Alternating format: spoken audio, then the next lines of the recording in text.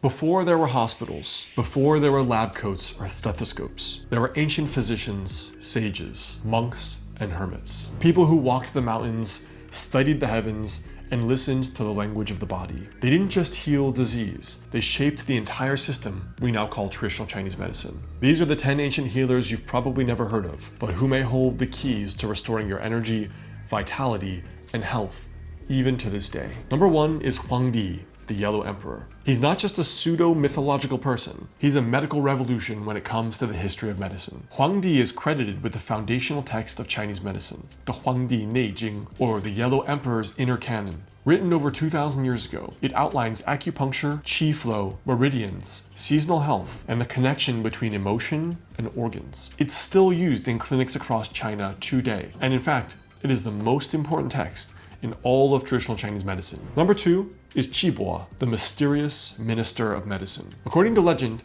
Chiua served as the emperor's physician and was the original voice in the Huangdi Jing, answering the emperor's deepest questions about life, death, and disease. You can think of him as an ancient China's version of Hippocrates in a way, but with a sharper spiritual eye and with more wisdom. The third is Bianque, the pulse whisperer. Bianque could diagnose disease just by looking at you. He was from the 4th century BC and was known for his miraculous diagnoses, just from feeling the pulse, observing the eyes, and listening to the voice. He even performed the world's first documented anesthesia-assisted surgery. Now in Chinese medicine, he's a symbol of the power of observation and also intuition in healing. Number 4 is Huatwa, the warrior surgeon. Huatwa treated generals in the battlefield, and he pioneered the use of herbal anesthesia over 1800 years ago. But Huatwa wasn't just a surgeon. He also created Daoyin exercises, an early version of medical qigong that was designed to help people recover after illness. Now legend says he was so ahead of his time, his notes were destroyed after his death,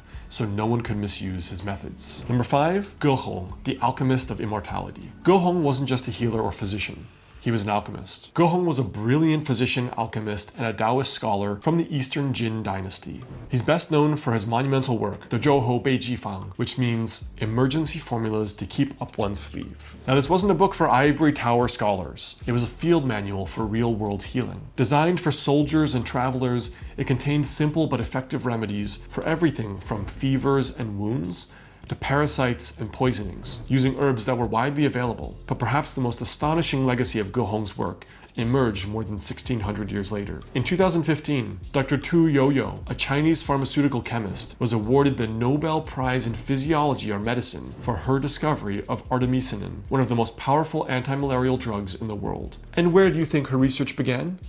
With a single line from Ghong's ancient text. He described using qinghao, or sweet wormwood, to treat intermittent fevers, a classic symptom of malaria. But the key detail was this. He said to soak the herb in cold water and wring out the juice. Now, Tu realized that the traditional high heat extractions were likely destroying the active compound. Once he switched to a cold extract, the results were astonishing. The compound artemisinin proved highly effective at killing the malaria parasite, saving millions of lives around the world. In other words, a 4th century Taoist alchemist physician helped crack one of the most devastating diseases of the modern age. Number 6, Sun Simiao, the king of medicine. His nickname wasn't an exaggeration. Sun Simiao wrote the 30-volume Prescriptions Worth 1,000 Gold Pieces and emphasized medical ethics, saying a true doctor must treat all patients equally, regardless of wealth or status. He believed that preventing disease was better than treating it. He taught about women's health, and he warned that overwork and emotional imbalance were the true roots of many kinds of chronic illness. Sound familiar? Number 7, Jing, the cold-damaged genius. He lived during a time of plague and famine,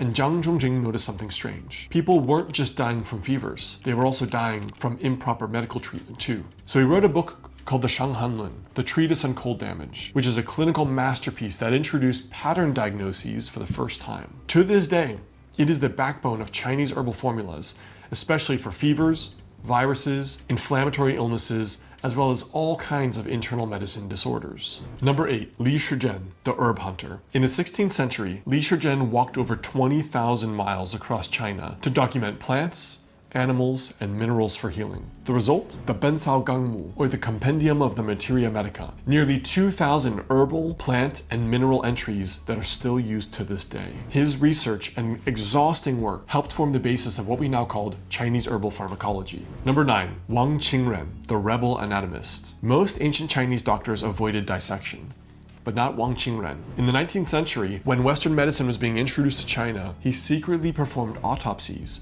to understand the human body better, and discovered that many classic diagrams were wrong. His boldness paved the way for modern integration between East and West in anatomy and in physiology. And finally, number 10, Yeti, the internal inflammation pioneer. Long before we understood infection or inflammation, Yeti developed the 4 levels of disease theory during an epidemic. He described how heat entered the body and traveled from the surface to the organs, laying the groundwork for febrile disease theory. Now, this model for flus and influenza still influences how we treat everything from the flu to autoimmune disease in Chinese medicine to this day. So what can we learn from these ancient doctors? They weren't just doctors. They were philosophers, explorers, humanists. They believed the body was sacred, that nature was medicine, that emotions mattered in healing, and that healing wasn't just about getting rid of symptoms, it was about restoring balance to the whole person, the body, the mind, and spirit. In today's world of burnout, stress, and chronic fatigue,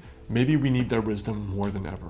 If this video resonated with you, if you're dealing with low energy, burnout, or that deep, unshakable fatigue that doesn't go away with sleep, I'm teaching a live, one-time online workshop on how traditional Chinese medicine understands and actually treats chronic fatigue and adrenal burnout. We'll explore how ancient healers and modern doctors approached exhaustion holistically, and how those same principles still work today. You'll learn why your fatigue isn't just physical, how herbs, diet, and energy practices rebuild depleted vitality, and what you can do to start healing right now. Now, the spaces are limited because it is live, so if this speaks to you and excites you, click the link below and join me live. I would love to see you there. And if you've made it this far into the video, it probably means that this message resonates with you on a deeper level. Maybe you've tried the supplements, the stress hacks, or the lifestyle changes, and something's still missing. That is where personalized care comes in. In my private clinic in Los Angeles, or virtually via telemedicine, I work one-on-one with people who are done guessing, people who are ready to get to the root cause of their digestive problems, anxiety, insomnia, burnout, or chronic fatigue. This isn't a generic protocol. It's custom, classical East Asian medicine designed for your body. Do you want to learn more and work with me one-to-one? There's information below the video here. And if you want to learn more about healing with traditional Chinese medicine,